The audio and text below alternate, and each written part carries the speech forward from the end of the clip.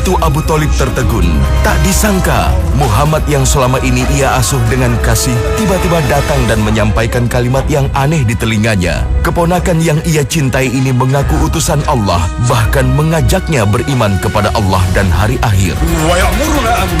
Mana mungkin Allah yang selama ini ia yakini sebagai Tuhan yang maha besar mengutus seorang manusia? Namun ia dikagetkan dengan reaksi berlebihan dari saudaranya itu, yaitu Abu Lahab yang langsung menolak tegas ajakan keponakannya, Muhammad sallallahu alaihi wasallam. Suasana mencekam. Abu Thalib segera bertindak. Keutuhan keluarga jauh lebih penting dari apapun di dunia ini. Ia akan membela dan melindungi Muhammad dari kekhawatiran Abu Lahab. Bahkan bakal terjadi huru-hara di kalangan Quraisy jika berita ini tersebar.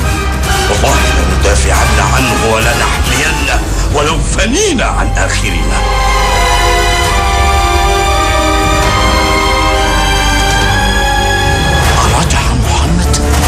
Di tengah kebingungannya, ternyata Muhammad telah meninggalkan tempat menuju Bukit Sofa. Ya Abu Thalib, marhaban bika ya ibn Abd Yaghuth. Ama sami'ta Muhammadan yunadi? أصابه شيء؟ إنه واقف على الصفا مناديا الناس ليكلمهم. ماذا ترى؟ هلم نسمع ما يقول. ماذا يريد محمد؟ Abu Thalib dan Abu Lahab segera bangkit mendatangi Bukit Sofa di dekat Ka'bah. Kekhawatiran Abu Thalib terjadi. Muhammad mengumumkan kerasulan dirinya dan menyeru kepada seluruh keluarga besarnya agar beriman kepada Allah dan Rasulnya serta hari kebangkitan. Di depan mata Abu Thalib, seluruh keluarga besar Quraisy menolak bahkan mencacinya. Bahkan Abu Lahab, saudaranya sendiri, mencaci maki, menyakiti Rasulullah sallallahu alaihi wasallam. Tabban laka sair al-yawm ya Muhammad. Tabban lak. Walihadha da'awtana. Fama nahaituka an hadha lak. Ia tidak tahu harus berbuat apa, tapi satu hal yang kini harus dilakukan. Ia akan menjaga dan melindungi Muhammad dari ancaman kaumnya. Inilah wasiat dari mendiang ayahnya, Abdul Muthalib, agar ia menjaga keselamatan Muhammad sekalipun harus mempertaruhkan nyawanya. Irja ila dar ya Muhammad. Hayya ya waladi. Peristiwa yang mengguncang hati ini mengingatkan Abu Thalib pada perjalanan dagangnya ke Syam bersama Muhammad kecil beberapa tahun silam.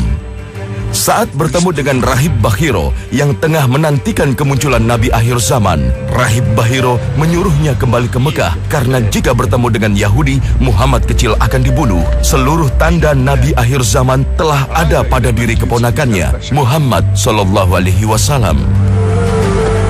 Innahu huwa من أيها الراهب؟ خاتم الأنبياء الذي بشر به موسى وعيسى ابن أخيك هذا نبي.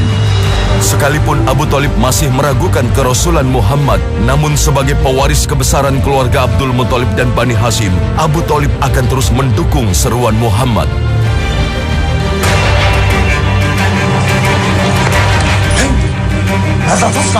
Satu persatu keluarga Nabi beriman kepada Allah dan kerasulan Muhammad sallallahu alaihi wasallam.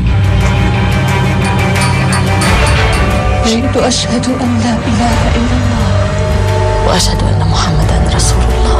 Berawal dari sang istri Khadijah rahimahallah, sahabatnya Abu Bakar Siddiq, keponakannya Ali bin Abi Thalib dan sejumlah pemuda dari keluarga besar Quraisy serta para penduduk Mekah dari golongan lemah.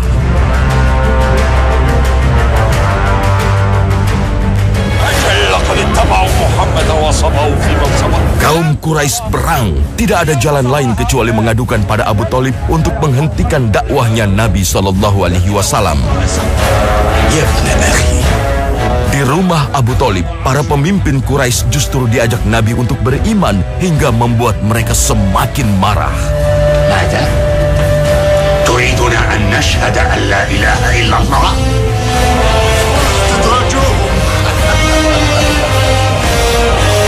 Abu Thalib tetap bersimpati pada pendirian keponakannya yang menolak menghentikan dakwahnya. Bahkan Abu Thalib bersumpah untuk tetap melindunginya. Fawallahi la uslimuka li syai'in abada. Abu Thalib ini orang yang sangat baik. bahkan kepada Nabi SAW. Harta dikorbankan, kedudukan dikorbankan, nyawa sekalipun kalau perlu dikorbankan oleh pamannya untuk melindungi keponakannya. Akan tetapi Nabi SAW paham, kalau itu kebaikan, semua kebaikan itu tidak ada artinya di sisi Allah kalau tidak dilandasi dengan kalimat La ilaha illallah. Kalau seandainya sekarang ada orang yang berbuat baik, tetapi landasannya bukan karena kalimat La ilaha illallah, landasannya karena humanisme, landasannya karena toleransi, landasannya hanya sekedar karena HAM, bukan karena La ilaha illallah, maka kita bisa bercermin dari cerita Abu Talib. Itu tidak ada nilainya di hadapan Allah Subhanahu wa taala. Bismillahirrahmanirrahim. Lakum dinukum waliyadin. Gelombang penduduk Mekah yang beriman terus meluas. Tidak ada yang bisa kaum Quraisy lakukan selain mencaci dan menyakiti kaum beriman yang beribadah di depan Ka'bah. Sementara untuk menindak Muhammad tidak ada satupun musyrik Quraisy yang berani membunuhnya karena perlindungan Abu Thalib yang memiliki kedudukan tinggi dan terhormat di Mekah. Kaum Quraisy pun kembali mendatangi Abu Thalib dengan menyerahkan pemuda tampan agar ditukar dengan Muhammad untuk dibunuh. Ya Abu Talib, Tindakan yang justru membuat marah Abu Thalib, apalagi ia dituding telah beriman pada Muhammad SAW. أراك صبأت واتبعت ابن أخيك يا أبا طالب. بل إني على دين عبد المطلب لم أزل، ولكني أكره أن يتوعدني وابن أخي أحمد. Memang Abu Thalib tetap pada agama nenek moyangnya, namun melihat ancaman serius Quraisy pada Muhammad membuatnya semakin waspada. ففيما جلوسنا ها هنا وقد قال أبو طالب كلمته اصبروا على آلهتكم هلموا بنا واللاتي لا نعود إليه أبدا وما خير من أن يغتال محمد يا غلام. Abu Thalib pun mengirimkan peringatan pada keponakannya agar berhati-hati dengan kaum Quraisy. اذهب إلى ابن أخي وقل له أن يحذر قريشا وأن يلزم داره يا فتيان بني هاشم وبني المطلب. Hingga suatu hari, Abu Thalib dan seluruh keluarga besar Bani Hashim panik karena Muhammad SAW tak berada di Mekah. Mereka khawatir Muhammad dibunuh kaum Quraisy. ويغلب على ظني أنهم قد ظفروا به وقتلوه. Abu Thalib pun merencanakan untuk membalas dendam, membunuh para petinggi Mekah jika Muhammad terbunuh di tangan mereka. عندما ندخل البيت الحرام فلينظر كل فتى منكم وليجلس إلى عظيم من قريش ولا سيما عقبة بن أبي معيط وابن الحنظلية. أبو الحكم عمرو بن هشام. أجل، وعندما آمركم أن تقتلوهم فافعلوا. Di tengah kepanikan Abu Thalib, datang kabar bahwa Muhammad SAW dalam keadaan selamat karena sedang berada di luar Mekah bersama sahabatnya Abu Bakar Siddiq. وأنه الآن في دار الأرقم ابن أبي الأرقم عند الصفا. والله لا أرجع إلى داري حتى أراه. اتبعوني. Namun begitu, Abu Thalib dan keluarga besar Bani Hashim tetap mendatangi kaum Quraisy. Abu Thalib memberikan peringatan keras, jika berani mengusik Muhammad SAW, apalagi membunuhnya, maka keluarga Bani Hashim akan memaklumkan perang. يا بني مخزوم، يا بني عبد شمس، يا بني عبد الدار، يا بني سب، يا معشر قريش. ما الأمر يا أبا طالب؟ سمعت بالأمس سفيهكم هذا يشير عليكم باغتيال ابن أخي، وقد فقدت محمدا بعد ذلك طوال اليوم، فهل تدرون ما هممت به حينئذ؟ لا واللاتي. بما هممت يا أبا طالب؟ اظهروا ما بأيديكم،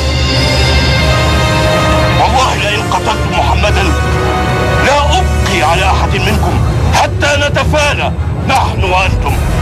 اتبعون. Tidak ada jalan lain untuk menghentikan Muhammad karena perlindungan Abu Thalib.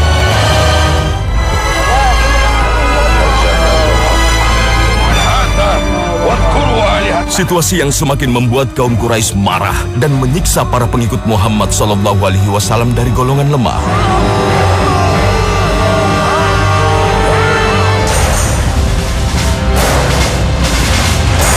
Sementara kaum beriman dari keluarga terhormat dihukum secara tertutup di keluarga masing-masing. Tidak satu pun petinggi Quraisy yang diam, semuanya bertindak menghentikan gelombang Islam. Bahkan dari pihak keluarga Bani Hashim sendiri, seperti Abu Lahab dan istrinya Ummu Jamil, tidak henti-hentinya menghasut penduduk Mekah untuk menjauhi Muhammad SAW, bahkan selalu menyakiti keponakannya sendiri.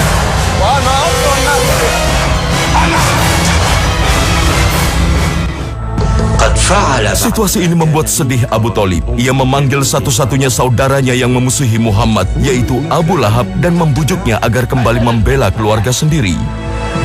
كن مع آلك لا عليهم وامنع ابن أخيك واحمه من جور قريش لا تخالفني وتخالف العباس وحمزة كي لا تقول العرب اختلف أبناء عبد المطلب. Abu Lahab pun sadar dan siap melindungi Muhammad SAW. لن أخالفكم يا أبا طالب وصلتك راحم يا أخا وصلتك راحم. Kaum Quraisy tidak kuasa menahan amarah, apalagi satu persatu anggota keluarga mereka sendiri telah memeluk Islam. Abu Salamah, salah satu keluarga Abu Jahal, bahkan memeluk Islam dan dilindungi Abu Thalib. واللات والعزى لئن لم يرجع إلى ديننا لأقتلنه. قد لاذ بدار أبي طالب سنخرجه من داره ونقتله. هلموا إلى دار أبي طالب. حسبك ولا تجد. Maka saat mereka mendatangi Abu Thalib, tak hanya dirinya yang siap menghalangi tindakan kaum Quraisy. Abu Lahab, sang paman Nabi sendiri yang semula selalu menyakiti Muhammad SAW, mulai menunjukkan pembelaannya terhadap Abu Thalib dan keponakannya Muhammad SAW. والله لتنتهن عنه أو لنقاتلنكم دونه.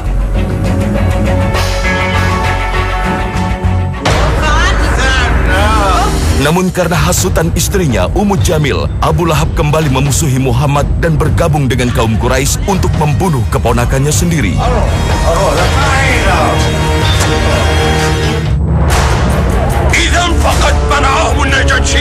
Kaum Quraisy tidak kuasa lagi menahan diri. Semua tindakan untuk mencegah Muhammad telah dihalau Abu Thalib.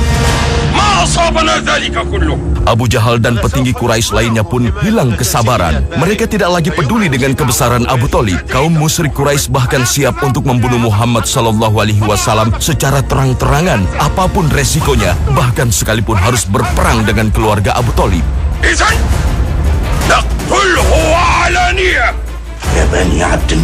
Abu Thalib segera mengumpulkan kembali keluarga besarnya dan memerintahkan untuk bersiaga penuh dari ancaman serius Quraisy Mekah.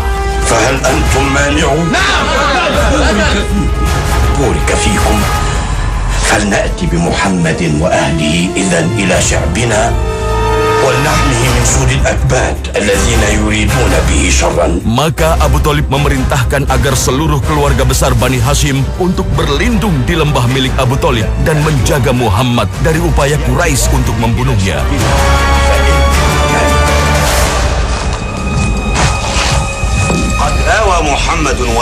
Kaum Quraisy justru memanfaatkan kesempatan ini untuk memboikot keluarga besar Bani Hashim, pimpinan Abu Thalib di lembah milik Abu Thalib. Tidak ada yang boleh berhubungan dengan keluarga ini, berdagang, menikah, dan segala bentuk hubungan dengan Quraisy diputus.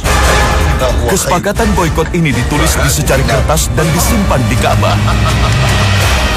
لا بيع لمحمد ومن والاه ولا شراء لا بيت يغيهم لا طعام يباع لهم أو يهدى إليهم وليطردوا إلى شعاب الجبال أو يبرأوا من دين محمد.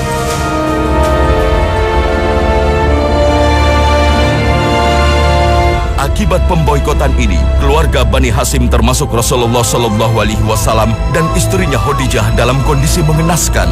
Anak-anak kelaparan dan banyak yang jatuh sakit.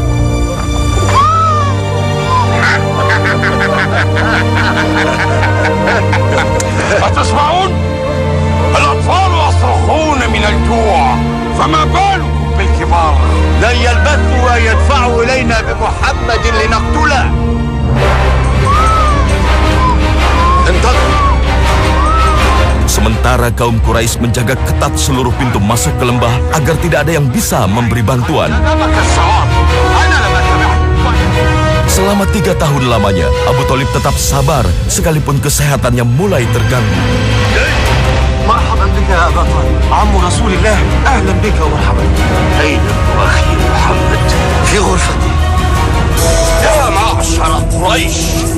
Hingga akhirnya Abu Thalib datang ke Ka'bah membawa pesan dari Rasulullah Sallallahu Alaihi Wasallam memberitahukan bahwa kertas boikot yang disimpan di Ka'bah telah dimakan rayap. أخبرني ابن أخي وهو لم يكذبني قط أن الله قد سلط على صحيفتكم الأرض. سلط ماذا؟ الأرض.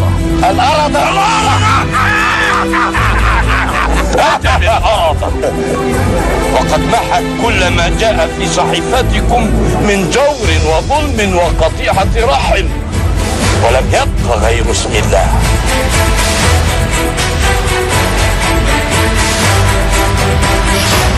Benar saja, atas kehendak Allah Subhanahu wa Ta'ala, kertas itu benar-benar termakan rayap. Yang tersisa hanyalah kalimat Allah Subhanahu wa Ta'ala. صدق ابن أخي. ما هذا؟ الكتابة محيا. حقا أكلتها الأرض. صدق ابن أخي. صدق الأمين. صدق محمد. هذا بالسحر محمد. Namun begitu, kaum Quraisy khususnya Abu Jahal tak juga mengimani kerasulan Muhammad Sallallahu Alaihi Wasallam, bahkan tetap mengancam untuk membunuh Muhammad Sallallahu Alaihi Wasallam. والتي لن ينجو محمد والذين معه من عذابه. Abu Thalib kecewa, sekalipun tidak beriman pada kerasulan Muhammad Sallallahu Alaihi Wasallam. Abu Thalib berdoa kepada Allah untuk melindungi keluarganya dari kezaliman Quraisy. اللهم انصرنا على ما ظلمنا.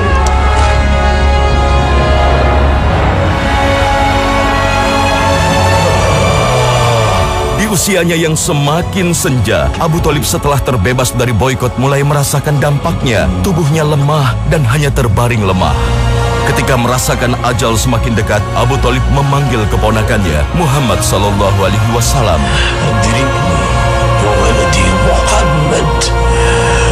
أحس بأن منيتي موشكة وأخشى أن أفارق الدنيا دون أن أرى.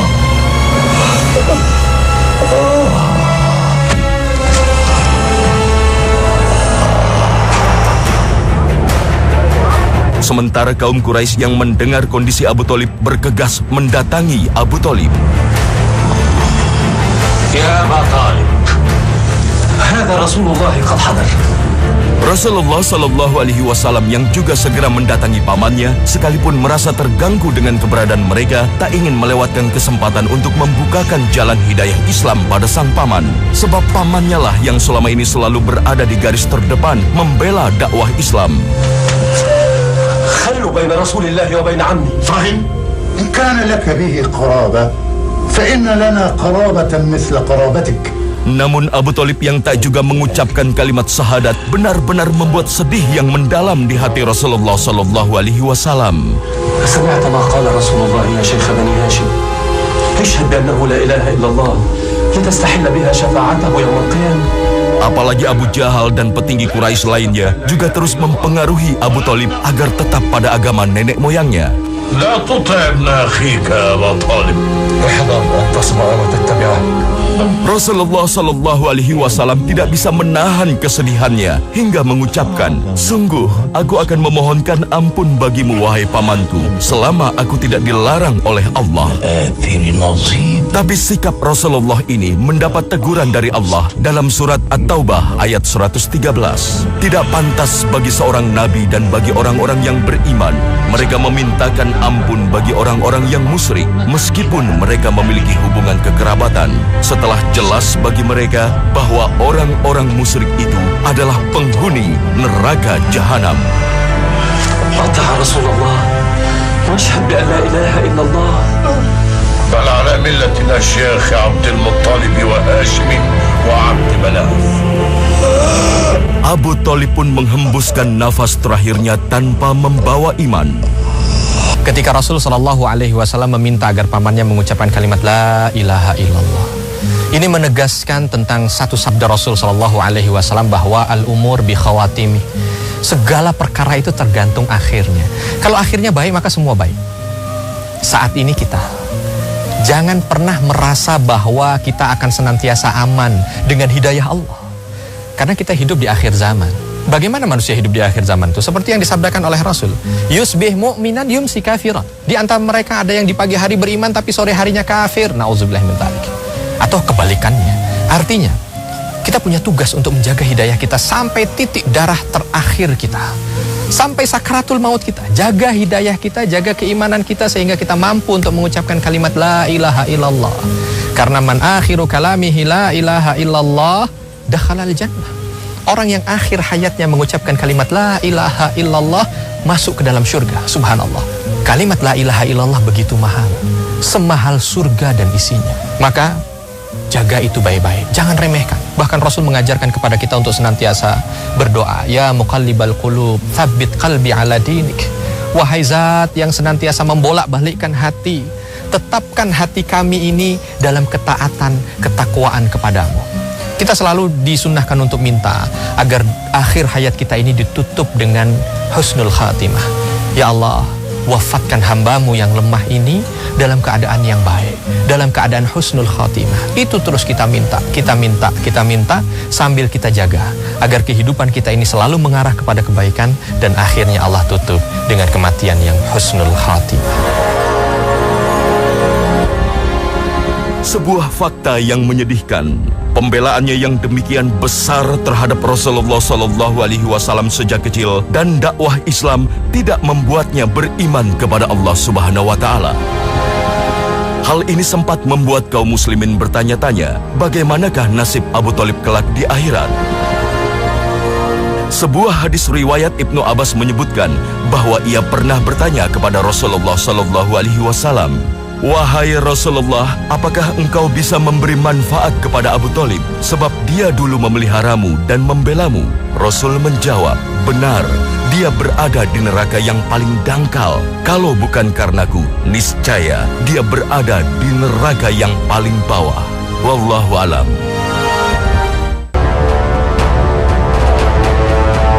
Perjalanan hidup paman Rasulullah Sallallahu Alaihi Wasallam tercinta, Abu Thalib, mengajarkan kepada umat manusia bahwa yang pertama kali menolongnya di akhirat kelak adalah imannya. Jika ia beriman, maka kebaikannya menjadi kebaikan yang sempurna.